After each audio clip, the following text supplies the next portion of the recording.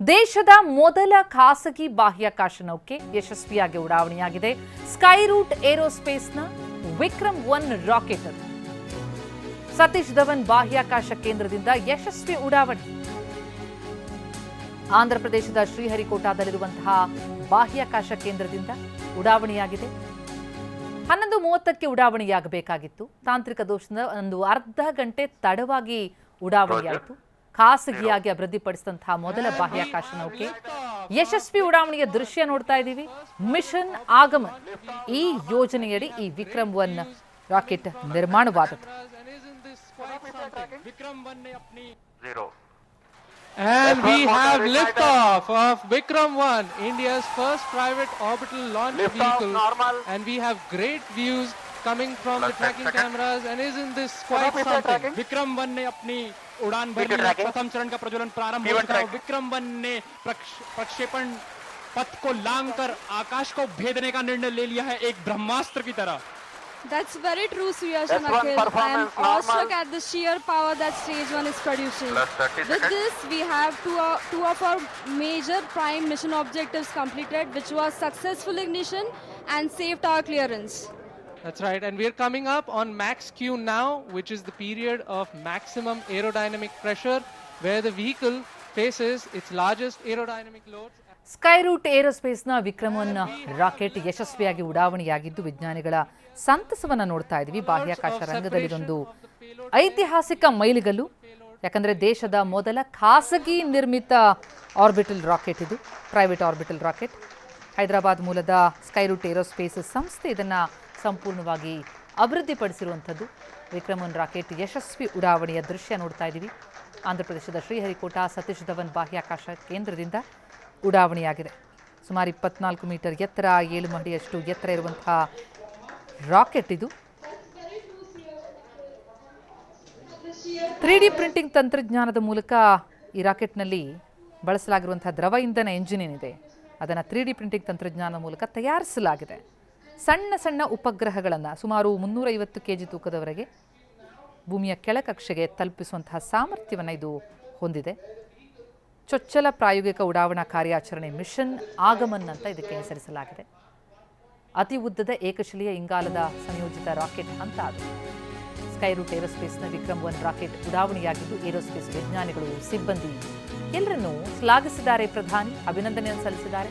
ವಿಜ್ಞಾನಿಗಳ ಸಾಧನೆಯನ್ನ ಮೆಚ್ಚಿಕೊಂಡಿರುವಂತಹ ಪ್ರಧಾನಿ ಫೋನ್ ಕರೆ ಮಾಡಿ ಅಭಿನಂದನೆ ತಿಳಿಸಿದ್ದಾರೆ. ದೇಶದ ಬಾಹ್ಯಾಕಾಶ ಕ್ಷೇತ್ರದಲ್ಲಿ ಇದು ಐತಿಹಾಸಿಕ ಸಾಧನೆ ಈಗ ಆರಂಭ ಆಗಿದೆ. ನಾವು ಇನ್ನೂ ಮುಂದೆ ಹೋಗಬೇಕಾಗಿದೆ. ಯುವ ಜನತೆಗೆ ಹೊಸದಾಗಿ ಸಾಧಿಸುವಂತಹ ಜವಾಬ್ದಾರಿ ಇದೆ ಅಂತ ಪ್ರಧಾನಿ ಮಾತನಾಡಿದ್ದಾರೆ. ಕರೆ ಮಾಡಿ ವಿಜ್ಞಾನಿಗಳಿಗೆ ಅಭಿನಂದನೆ ಸಲ್ಲಿಸಿದ್ದಾರೆ. Hello hello Hello, sir. Hello नमस्ते, कौन बोल रहे हैं? Hello we are Pavan and Bharat from Skyroot. कौन बोल रहे हैं? Sir, we are very privileged to hear you. First your voice after the success. पवन, भारत और पूरी टीम, सबसे पहले तो आपको बहुत बहुत बधाई. आपने 2 काम किए हैं. एक तो आसमान में नए पौधे गाड़ दिए हैं और दूसरा जमीन में भी उस रूट्स को आपने मजबूती दी है जो देश के नौजवानों को आगे आने की प्रेरणा देगी.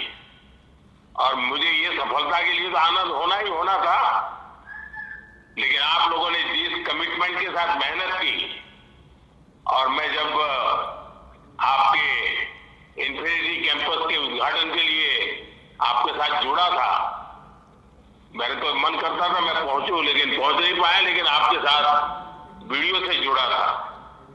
और आज भी मैं इस पूरे लॉन्चिंग कार्यक्रम को देख रहा था.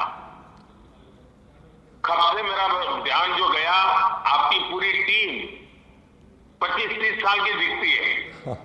ये मुझे और खुशी दे रही थी. शुरू में आपके चेहरे पर चिंता भी नजर आती थी, लेकिन खुशियों से माहौल भर गया।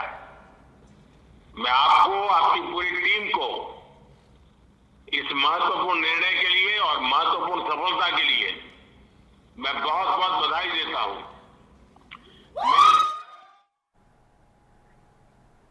ಎಸ್ ಭಾರತದ ಮೊದಲ ಖಾಸಗಿ ಆರ್ಬಿಟಲ್ ಲಾಂಚ್ ವೆಹಿಕಲ್ ಇದು. ಖಾಸಗಿ ಕಂಪನಿ ತನ್ನ ರಾಕೆಟ್ನ ಕಕ್ಷೆಗೆ ಕಳಿಸ್ತಾ ಇರುವಂತಹ ಮೊದಲ ಮಿಷನ್ ಆಗಮನ್. ಭಾರತದ ಮೊದಲ ಸಂಪೂರ್ಣ ಇಂಗಾಲದ ಸಂಯೋಜಿತ ಕಕ್ಷೀಯ ರಾಕೆಟ್ ಇದು. 100% 3D ಮುದ್ರಿತ ಎಂಜಿನ್ ಈ ಕಕ್ಷೀಯ ವಾಹನದಲ್ಲಿರುವಂಥದ್ದು. ದೇಶದ ಅತಿ ಉದ್ದದ ಏಕಶಿಲೆಯ ಇಂಗಾಲದ ಸಂಯೋಜಿತ ರಾಕೆಟ್ ಹಂತ ಅದು. ಅಲ್ಟ್ರಾ ಲೋ ಶಾಕ್ ನ್ಯೂಮ್ಯಾಟಿಕ್ ಬೇರ್ಪಡಿಕೆಯ ವ್ಯವಸ್ಥೆಯಲ್ಲಿದೆ. ಖಾಸಗಿ ಉಡಾವಣೆಯಲ್ಲಿ ಬಾಹ್ಯಾಕಾಶ ಶಿಲಾಖಂಡ ರಾಶಿಯನ್ನು ತೆಗೆಯುವಂಥ ಪ್ರದರ್ಶನ ಇಂಥದ್ದೊಂದು ಅದ್ಭುತಕ್ಕೆ ಸಾಕ್ಷಿಯಾಗಿದೆ ಭಾರತ. ವಜ್ರವನ್ನು ಹೊತ್ತೊಯ್ಯುವ ಮೊದಲ ಭಾರತೀಯ ಖಾಸಗಿ ರಾಕೆಟ್. ಪ್ರಧಾನಿ ಸಂದೇಶವನ್ನು ಬಾಹ್ಯಾಕಾಶಕ್ಕೆ ಕೊಂಡೊಯ್ದಂತಹ ಮೊದಲ ಮಿಷನ್ ಇದು. ಖಾಸಗಿ ಆರ್ಬಿಟಲ್ ಲಾಂಚ್ ವೆಹಿಕಲ್ ಇವತ್ತು ಉಡಾವಣೆಯಾಗಿರುವಂಥದ್ದು ಭಾರತದ ಪಾಲಿಗೆ, ಬಾಹ್ಯಾಕಾಶ ಲೋಕದ ಪಾಲಿಗೆ ದೇಶದಲ್ಲಿ ಒಂದು ಹೆಮ್ಮೆಯ ಸಂಗತಿ.